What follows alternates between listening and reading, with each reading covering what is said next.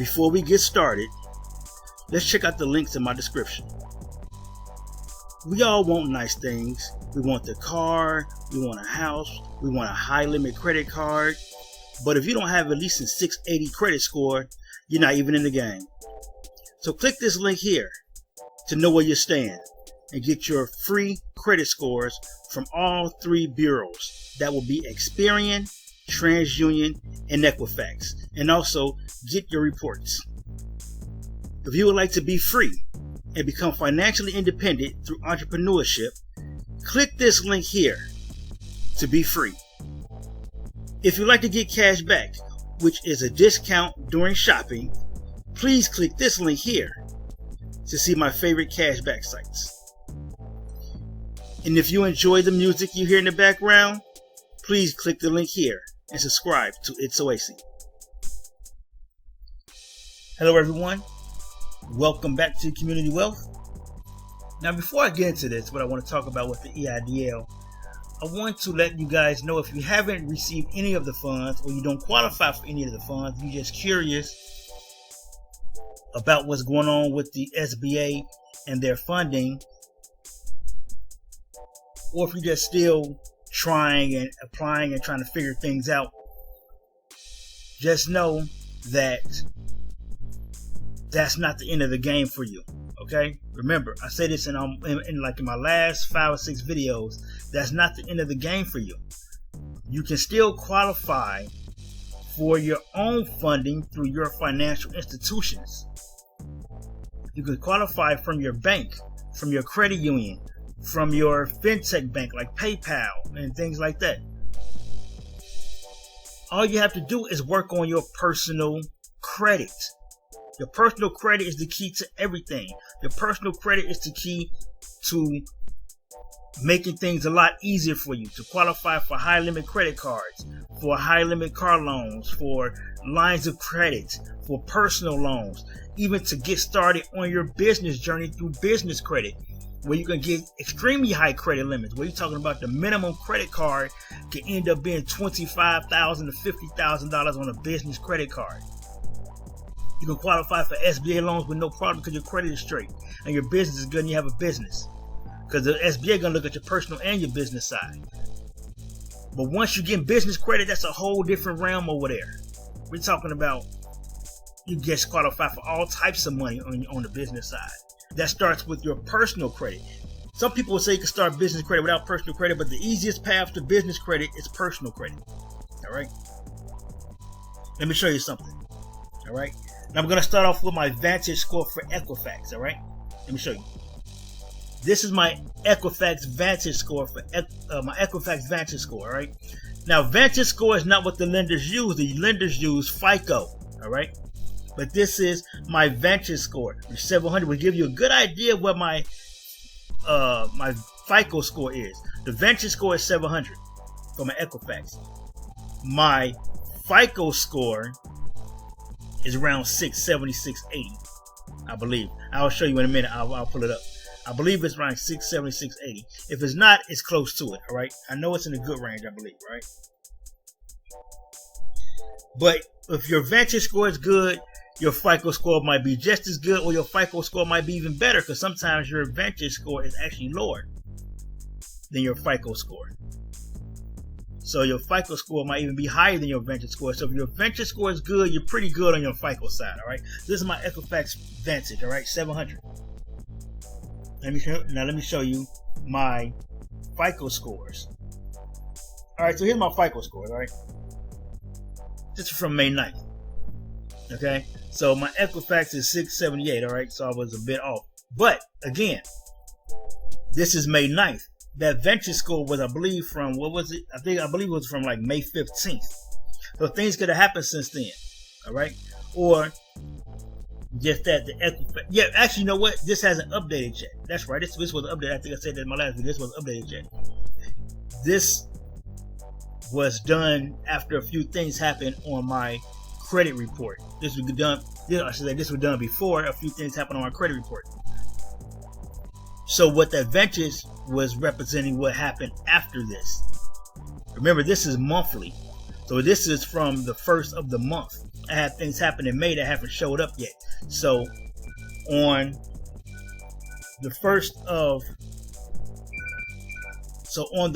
of June, this will update. So I'll have my updated scores. But some other things happen which are going to drop it because I got a car loan, which I'm going to show you that next. I got approved for a car loan, which means that was inquiries done. And I also had inquiries because I got my credit limit on my Navy Federal credit card doubled. So I had 2 extra inquiries. And you know, you go for a car loan if you don't go directly through the company you got approved for, they're going to hit you a couple of times. But anyway, so I'm going to show you my car loan next. So this is my FICO scores from May 1st. Okay, Experian 669, Equifax 668, TransUnion 661. But regardless, I'm not at 680. So I always harp about 680 because my credit profile is good. It afforded me the $63,000 auto loan that I got pre-qualified for with Capital One. I'm about to show you right now. Here is the $63,000 pre-qualified Capital One auto loan that I got approved. Well, again, like I mentioned in another video, a pre-qualification is basically an approval. All you have to do is when you go into the dealership, you show them this letter, you say, hey, just run Capital One. This is my pre-qualification letter for the Capital One auto loan. $63,000. That's because of my credit profile. That's because my credit scores are pretty good. With auto loans, the higher credit score, the cheaper the interest rate. But you can get approved for an auto loan. If it's the same as when I first went years ago, all you have to do is have like a 650. But again, like I say, once you're at 680, and your income and all of that, you're good to go. Your income doesn't even have to be good because a lot of times when you're over a 700, like a 720, 730, they don't even check your income.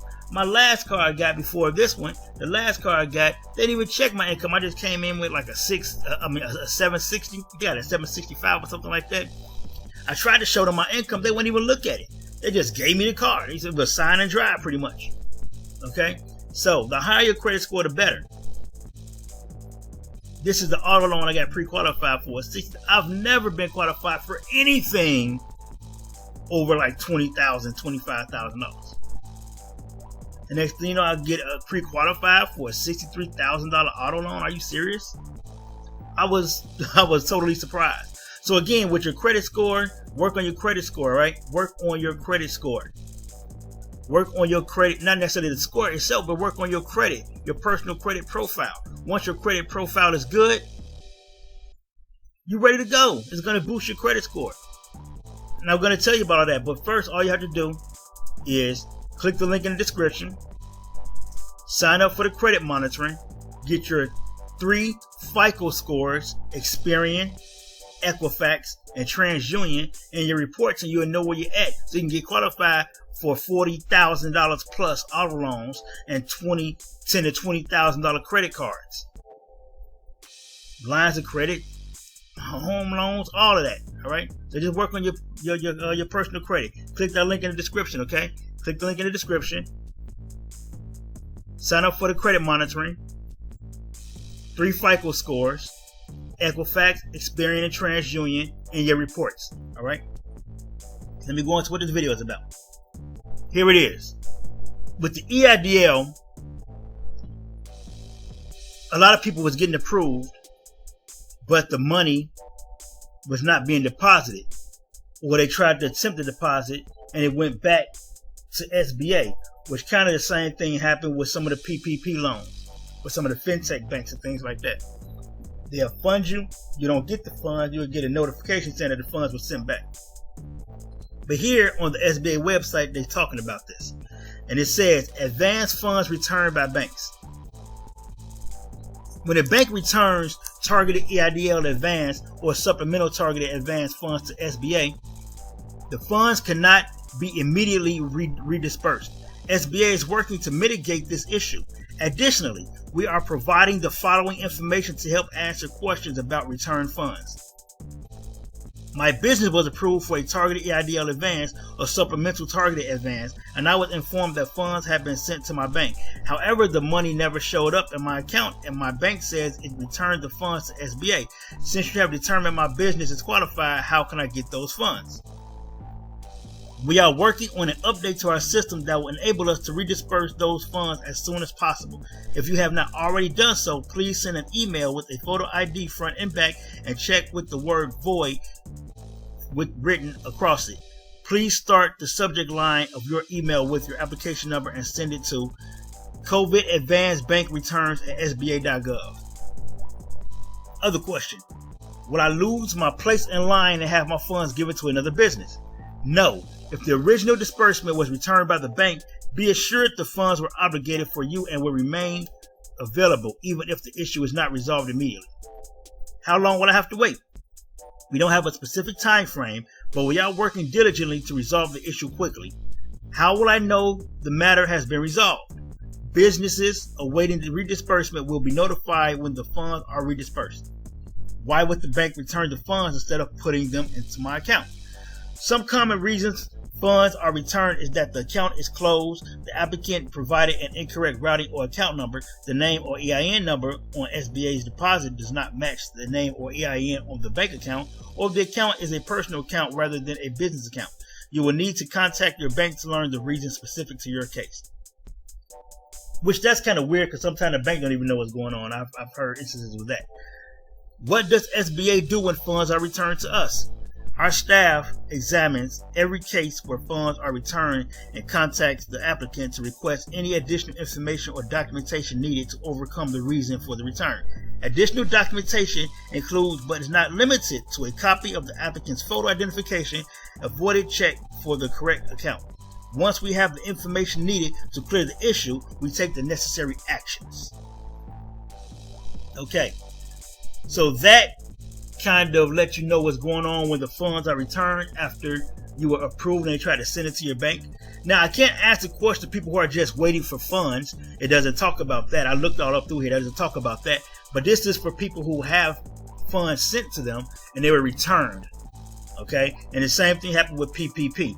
Now, with PPP, SBA is not going to address that because that's directly with the lender. So you had to call your bank and call the lender that processed the application to figure out what's going on with that. And I know with Womply, that's kind of hard to do because the lenders are not really getting in contact with people. I mean, sometimes you can call, sometimes you email. Some lenders are cool with that. A lot of them haven't been. I know Fountainhead and Benworth, one of the two of the ones they were talking about. Womply, their customer service, their communication sucks. Even though they do have an email and number that they are communicating with people with. So I don't know if that's true or not. I've never had to contact them. I guess I could contact them one day for you guys, let you know that you can contact them like I do with EIDL and I do that with the unemployment. But right now, just if you've been receiving email communication with Womply, then just know that within the last couple of emails, they did have ways to reach out to Womply where you can contact them directly. Okay. Now, with that being said, that's really what I wanted to talk about with the EIDL Target Advance. That if you have been having problems with them depositing your funds in your account and got sent back to them, this is information that they have on their website, sba.gov, that you can refer to and know what's going on. And furthermore, you can also contact your bank and see what's what with that. But again, they might refer you back to SBA, and you got to contact SBA, and it might be a big old going back and forth type deal between all three. But that's the latest update on that. Also, that they are supposed to be opening the targeted advance to more small businesses. I don't know if they're going to reach out to small business or that's going to be through the portal itself or through the website itself where you can go and apply just like you could do with the EIDL. Right now, you can apply directly to the website for the EIDL loan. Also, I heard they're processing the EIDL loans a little faster. I still haven't done my reconsideration with them yet. I don't know if I'm going to do it. I haven't decided yet. I know it's been a while since I spoke about that, but I haven't decided yet if I'm going to do EIDL. I may. I'm not sure. If I do, rest assured I'm going to do a video doing a reconsideration for that. Okay? But again, as I mentioned in the first beginning of the video, instead of putting all of your energy into getting PPP and EIDL. We don't even know if the PPP is going to be refunded. And the EIDL, we already know that's a debacle in itself. They're going through it very slowly. I got mine, but most people haven't. Get your personal credit together. Get your personal things together. Click the link in the description. Get your credit monitoring for your 3 FICO scores, Experian, Equifax, and TransUnion, plus your reports. Find out what you're at so you know how to go about getting that fixed. I have a few videos where I go through dispute letters and how to get things off of your credit report. I got medical collection removed.